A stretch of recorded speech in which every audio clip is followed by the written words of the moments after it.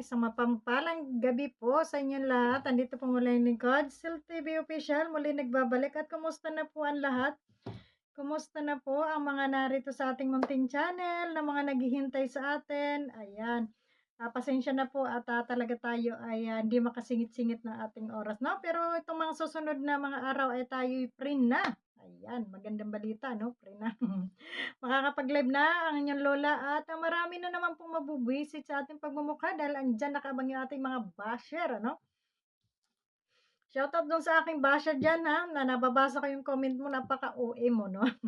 Pero yun, shoutout muna tayo sa ating mga kasamahan, sa mga solid natin dyan. Yan. Kumusta po? So yun nga, magbigay muna tayo ng reaction dito sa ating mga napanood at ito'y medyo late na. Alam niyo naman lola yun, laging late. So, tungkol dito kay BG Scheme at kay Kuya Robin, kay Tatay Robin, ano, bigay lang po tayo ng kaunting reaction dito kasi ito ay napagdaanan natin ng mga nakarang araw dahil tayo ay, lahat naman po tayo ay nagkakaroon ng problema, no?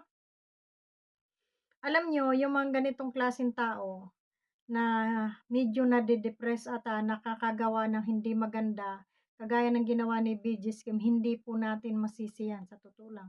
Hindi po natin masisi, lalo na at kung yung mga taong ito ay hindi nagkukwento ng kanilang saloobin sa kanilang mga kaibigan dahil siyempre minsan nahihiya rin na magkwento at dito sa panahon nga naman ngayon na ang hirap magtiwala ano, lalo na 'pag mga sikreto mo ikukuwento mo na akala mo ay sa kanya mo lang ikuwinento, hindi pa man ano ay nakarating na dun sa kung saan-saan. Kaya siguro may mga taong nahihiyang magkuwento ano, dahil sa gano'ng sitwasyon. Pero sa totoo lang po, para sa akin, kasi marami rin akong napagdaanan sa buhay.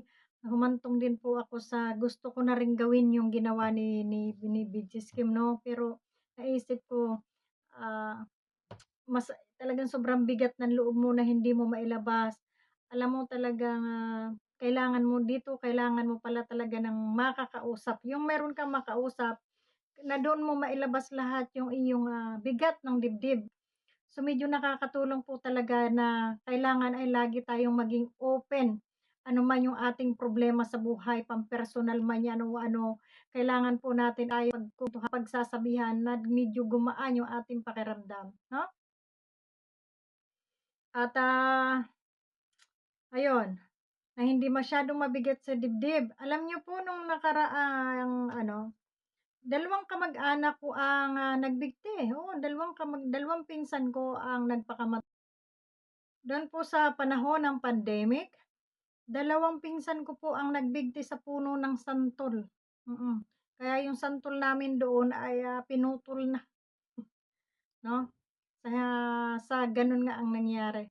No, kasi nga meron silang mga problema na hindi na nila akala nila solusyon yung pagpapakamatay, akala nila kasi minsan nung talagang ako'y nasa parang delubyo ng gano'n din ano, naranasan ko rin po 'yan, na talagang parang gusto ko na ring magbigti sa dami ng problema natin na akala natin ay wala ng solusyon. Pero alam niyo ang ginawa ko, iiniyak ko na lang 'yun ng iiniyak tapos nagdasal ako ng nagdasal na, "Lord bigyan niyo po ako ng ano na malampasan ko yung problemang ito, about financial, about, sa lahat na siyempre naghalo-halo na 'no, yung mga ganyan kagaya niyan. Pero awa ng Diyos, talagang may Diyos 'no, ginagabayan pa rin tayo, manalig lang tayo doon. Yun ang 'wag lang nating aanuhin yung pananalig natin sa Panginoon na 'pag tayo'y may problema, ay do'n lang tayo tumawag talaga sa Kanya 'no, at ibahagi sa ating mga natatanging mga kaibigan kung ano man yung nilalaman ng ating kalooban. Kasi mahirap magpadalos-dalos po, ay paano kung ano, kung hindi ka nasalba, 'no? Kung walang makatulong sa'yo, 'di natuluyan ka, paano naman yung maiiwan mo, 'di ba? Kawawa naman. Instead na naghihirap na nga at ang problema na sa mga bayarin, sa mga gastusin ay ikaw ay magpapakamatay pa, paano naman yung maiiwan? 'Di problemado pa pambili ng kabaong mo, pangkapig sa'yo diyan habang pinaglalamayan kayo So, 'yan ay munting kuwento lamang natin ano. So, talagang lahat po tayo ay dumaraan sa ganyan. Huwag niyong sabihin na kayo ay mapera, hindi kayo wala kayong problema 'no. Lahat po tayo ay nagkakaroon ng suliranin sa buhay, iba-iba nga lamang 'no, iba-iba. Yung iba problemado sa love life, yung iba problemado sa financial, yung iba problemado sa alam niyo na kung ano, magkakaiba. Wala pong nabuhay dito sa ibabaw ng lupa na tao na hindi nagkaproblema. Imposible 'pag wala ka pong problema sa buhay mo ay ikaw ay hindi normal na tao. Pero 'pag mga normal na tao, normal na rin po yung may problema. At sinong gumagawa ng problema? Tayo rin lamang po ang, gumagawa sa ating problema sa buhay. At nadating talaga po yun sa atin. Kaya kailangan maging matatag tayo, mapanalangin sa Panginoon na lagi tayong bigyan ng lakas ng loob, malampasan yung mga problema natin sa buhay at, yun, 'no? So, wag nating isipin yung maggurgur ng ating sarili.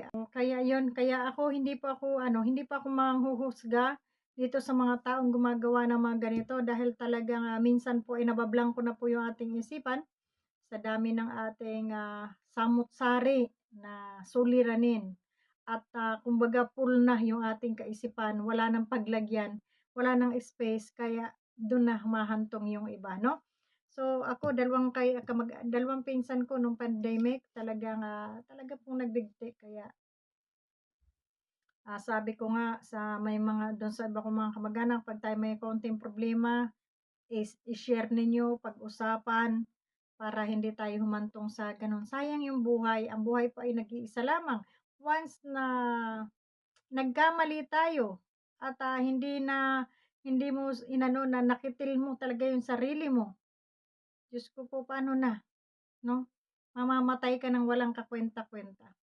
Kailangan mamatay ka o kunin ka man ni Lord yung kagustuhan na talaga ng nasa taas 'no, na ikaw ay kukunin na niya.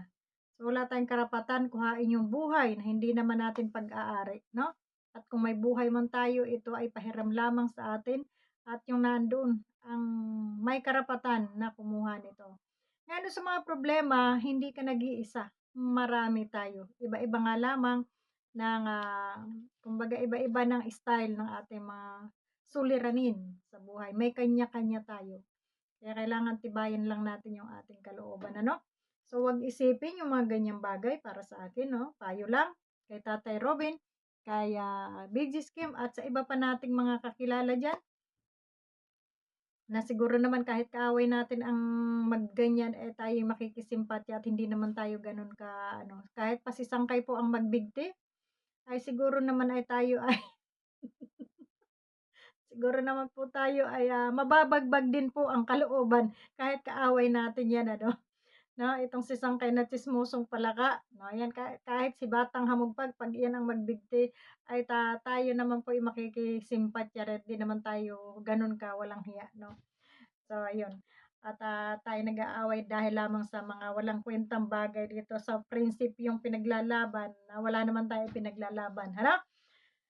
So yun, at, sana doon sa mga kasamahan natin na pinanghihinaan ng loob ay, dasal lamang po ang ating kailangan, dasal 'no? At, kumbaga kung kaya mong ilabas ng, medyo brusko o ano pa man ilabas niyo, 'wag lang saloobin 'no? Oh, yung gaya ng bardagulan ka diyan, eh, ilabas mo lahat yung galit mo dito sa social media, o baka may kalaban diyan, dun mo ibunton lahat, 'di ba? O yung sama ng loob mo, at least nakaluwag-luwag yung paghinga mo, 'di ba? So, 'pag may problema ka sa buhay na medyo talagang mabigat at mayroon ka diyang gustong, gawing pantsimbag, o eh, yun na lang kaysa naman, kimkimin mo yung sama ng loob mo problema, 'no? At, pagdating po sa pera, pang-pinansiyal, ang daming nagpapakamatay po talaga, hindi lang sa Pinas, dito rin. Alam niyo yung kakilala ko, wala nga masyadong ano yun, 'pag nalalasing yun, ang sasabihin niya dun sa asawa niya, hindi na raw niya kaya, magpapakamatay daw siya. Sabi niya, "Magpapakamatay ako isang araw, magpapakamatay ako." Sabi niya dun sa asawa niya, eh, di yung asawa binabalewala lang naman at siyempre minsan lasing nga, 'no?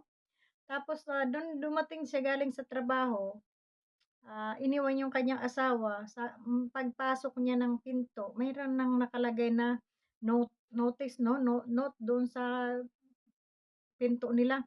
Sabi niya, "Wag, dun mo ako makikita sa ganitong lugar at, 'pag nakita mo ako ay siguro ay, wala na ako," sabi niyang gano'n.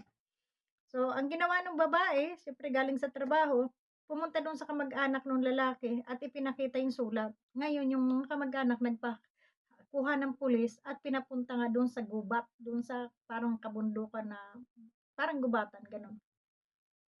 Andun nga yung lalaki, patay na. Nagpakamatay lang siya. Ewan ko kung anong sabi nga nung babae, "Anong problema nito?" Wala daw namang inaano sa kanyang problema, wala namang gano'ng utang, wala namang ano, basta depressed lang siya. Meron kasi mga tao na minsan, parang problemado sila na hindi nila alam kung ano yung problema nila, yung mga gano'n. Ako nga nung bata pa, 'pag naiirita ako yung parang ano, naiyak na lang ako ng walang dahilan, yung bang parang iritado ako sa buhay, yung mga gano'n. Siguro siya nairita lang sa buhay niya, yung bang parang gusto ko ng tapusin, parang nagsawa na yung ano niya sa buhay niya 'no, hindi na siya nag-isip na kawawa naman yung maiiwan ko, 'di ba yung mga gano'n? Mm. Kaya hay naku, sa mga kababayan natin diyan, sa mga kasamahan natin diyan, tibayan niyo yung loob niyo, mm. Problema lang 'yan, Pinoy tayo, sabi nga, Pinoy tayo. O andiyan si Salcedo, pagtuunan niyo ng pansin, 'no? So ayan, bukas siguro ay magla-live tayo at, kita-kita tayo do'n. Maraming salamat sa inyo at, konting ano lang 'to natin 'no, para ma-update lang tayo sa ating channel at, tungkol nga dito sa mga kasamahan natin na ito, kawawa naman. And God bless po sa inyong lahat at, tibay lang ng loob at dasal, 'yun lamang po ang ating, solusyon 'no, ang ating sandigan. Kahit pa may pera ka, minsan kasi yung pera walang nagagawa 'pag ibang ibang klase yung ating problema ano, 'no. So ayan, maraming salamat and God bless po sa inyong lahat.